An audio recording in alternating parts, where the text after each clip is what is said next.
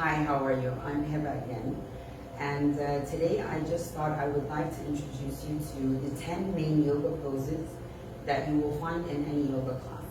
I know many people get really intimidated to walk into a yoga class, not knowing what they're going to find, what's going to happen, are they going to know how to do it, or they're not going to know how to do it.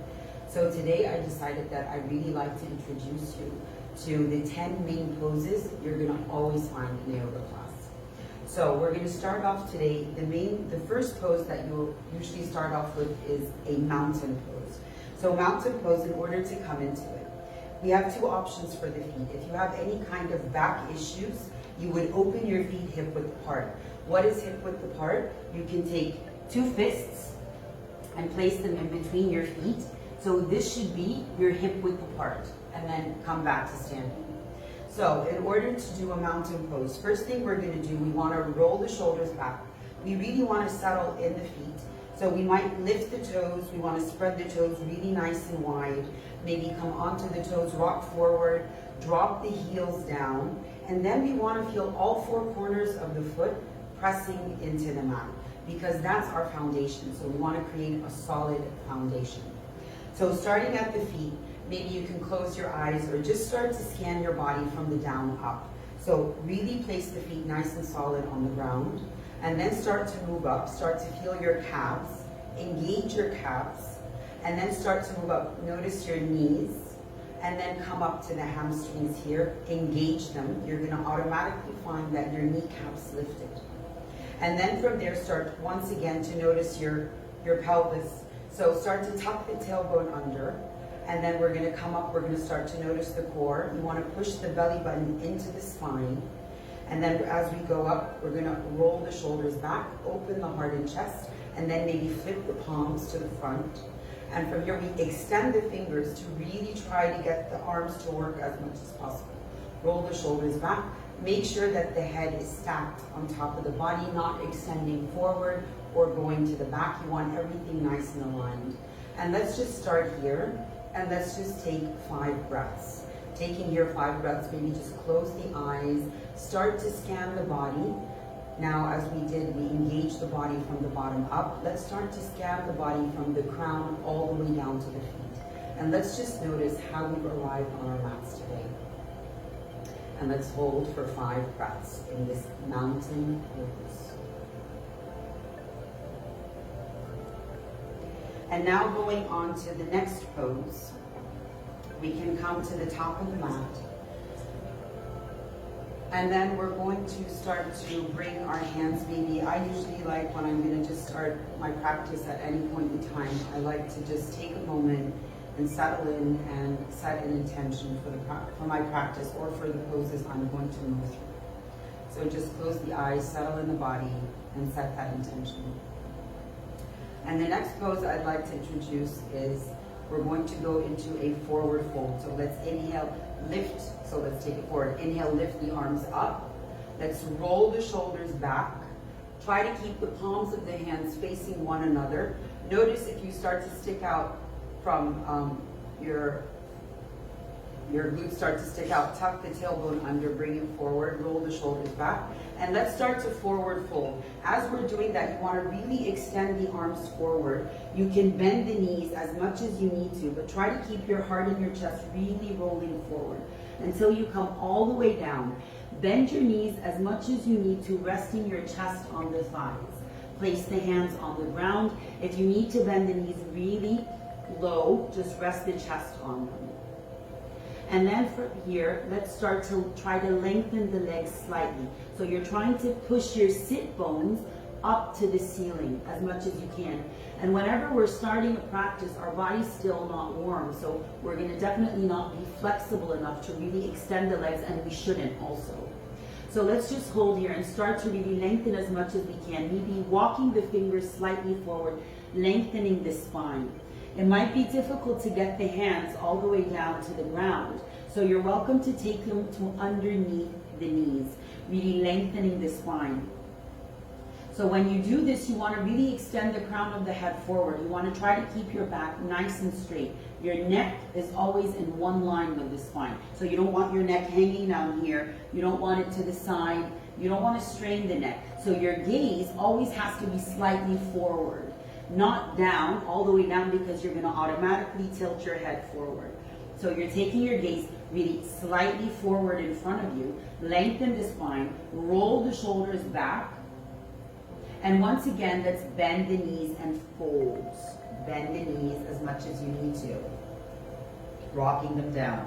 Maybe gently lifting the hips up. Another thing to do that I like to do here is hold on to opposite elbows and then allow the crown of my head to hang. So the weight of the head starts to allow the back of the legs also to lengthen even more.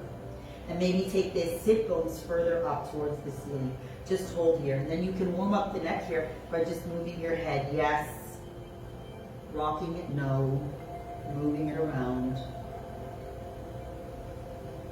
And then once again, let's drop the hands down and let's inhale and lengthen. Hands on the ground or taking it to underneath the knees. And I would really like to just say here, not to ever really press the hands on the knees. We always want to stay away from our joints. We don't want to touch the joints. So you're going to inhale and lengthen and exhale and fold. Inhale and lengthen. Exhale and fold. And let's gently start to roll up one vertebrae at a time, taking it really, really slow, rolling it up, allowing your head to come up last. So that's another pose you're going to always find. Another thing is, so if we take it from here, we're going to, let's kind of go through from mountain pose. We're going to add on the things that we've been doing. Mountain pose, let's inhale, lift both arms up, roll the shoulders back. Let's forward fold, bending the knees as much as we need to, taking the chest to the thighs. And then we're going to inhale and lengthen. And then from here, press the palms into the ground. And we're going to step back with the right foot. And then step back with the left foot, coming into our plank pose. So in plank pose, this is another main pose you're going to find in any yoga class. So in plank pose, you really want to make sure, let's come down to the knees first to do the adjustments and alignments. So we always want to make sure that the shoulder is stacked on top of the wrist. And you want to spread the fingers really nice and wide, because when we spread the fingers wide, we're creating a solid foundation. If my fingers and hands are like this, you're closing it. But the wider the fingers are, the bigger your foundation is, the more space you're pressing into. And I always advise to press into the fingertips to relieve the pain from on the wrist, or the stress from on the wrist. And then so from here, let's get into a plank pose and see how to get into a plank pose.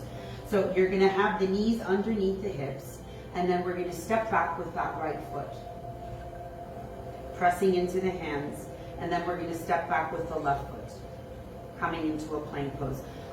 Some of the mistakes or some of the things that people very often do without noticing is really slumping in the back. And this is really, really bad for the lower back. So you really have to be able to press into the hands, lift up, take your heels back, really find that core engaging, belly button to spine. And then from here, coming into a solid plank. This is not an easy pose. So if this is too much for you at this point, that's perfectly fine. What you would need to do here is just start to build the strength to get into the pose. So let's start, if you're just starting, let's just start by really pushing the hands into the ground, because we can have the hands like this. So look, the hands are just basically slight. You don't want to overextend the elbows, but you want to work the arms. You want to build the strength. Let's notice also this part between the shoulder blades, because often we slump into it. You really want to push up into it. So we're pushing up into the upper back, creating strength. You're going to even find that usually all the muscles start to get activated. So let's see that again. So if you're more relaxed, we're like this. Look at the difference between this and this. Big difference. So this is how we start to create the strength in the arms. And then maybe with time, let's start to take one leg back. Feeling it here, lifting the leg, working the leg. Okay? And then let's just take one leg back, take the other leg back, and then maybe take both legs back and see how it goes, really pressing it up. And we build, this pose is a pose that you build the strength for. It doesn't come from the beginning. And that's why I always tell people what I really recommend is trying to get into a plank pose, holding it maybe for, if you can just hold it for 5 seconds, that's great. Try to get into proper alignment for 5 seconds. And if you can do it every day and just add on 1 second, 1 second, 1 second, with time, you're gonna really be able to get into this pose. And plank pose is an amazing pose because it really strengthens the core. You're carrying your whole body. So it really allows and builds a lot of strength. So it's a pose that's really important to work on. And I really recommend, if it's just 1 minute, 1 second, that you can hold it, just keep on trying to add on to it, but with the proper alignment, because that's really key. Because getting in bad alignment will cause more harm than good. So from plank pose here, once again, let's come into our plank pose. And if this is too much also in the beginning, what I would recommend is maybe not coming to a high plank. We can come to a forearm plank. So instead of being up, so if we're here, we're gonna drop our elbow where the palm of the hand was, and then drop the other elbow, spreading the fingers nice and wide. So here the range is shorter, so it's less on the arms. So you can start by trying to do a forearm plank. So from here, let's extend that right leg back, extend the left leg back, dropping, coming into a forearm plank. You can see I'm like a table. So I'm not going down like that. This is really not a good thing to do at all. And please notice, it really will cause a lot of harm to the lower back. So you really have to push in, up, back. And the more you're gonna push your heels back, the more you're gonna activate your hamstrings and the legs and your core and your abs. So pushing into the arms, push the heels back, maybe try to walk the toes as far back as you can, getting the heels stacked on top of them. And take your gaze also forward. We don't wanna look under, we wanna look forward. And then from here, let's drop the left knee down, right knee down. And maybe let's, after we do a plank pose or something like this, come into a child's pose. Maybe just to stretch out the lower back, maybe shifting from side to side, just rocking, allowing the lower back to release any kind of pressure that it might have been under. So from plank pose, so another pose we're gonna find, so from plank here, we're gonna drop the knees down to the mat. You're gonna always find there's a yoga push-up. In what's a yoga push-up? There are a lot of different options for yoga push-up. As a beginner, it's really not easy to get ourselves to carry the whole body from plank and go all the way down in a yoga push-up. So the first option for beginners would be, and you're gonna take your gaze a little bit more further to the front now. We're here exactly as, kind of before, but we're not on all fours. You have your shoulders slightly back. We're gonna bring them slightly forward in front of the wrists. You're gonna start to take your chest in between the hands, coming to knees, chest, chin. So this is the first option, knees, chest, chin. And let's push it back up. So that's option one. The second option would be that once again, we're taking our shoulders slightly forward, but now we're gonna bend the elbows coming halfway down, or maybe if you can't bring them a 90-degree angle down, just start to gently push down as low as you can and push back up. Start to build that strength into the arms. So if you can take it to a 90-degree angle, then let's take it to a 90-degree angle. If you cannot, then just go like a baby push-up and push back up. Baby push-up and push back up. And let's remember, everything starts with baby steps. Nobody can just automatically do a full push-up, because it takes a lot on the body and it takes practice. So let's just remember to take it step by step, not be in a hurry, and be okay with the process and the journey that we're taking. So let's take it slightly forward. We take the gaze forward, we come halfway down, and let's push back up. So a couple of things I'd like to add and say here. It's really important to notice if my shoulders are behind the wrists and I try to come down, what's gonna happen? What's gonna happen, look at this. Your elbows are gonna flare out to the side. That is not what we want. So what we have to do is really take the shoulders forward. So my whole body is shifting forward. If you notice, the shoulder is slightly in front of the wrist. And then what I do is I internally rotate the arms, lifting up. Why do I do that, and what does that mean?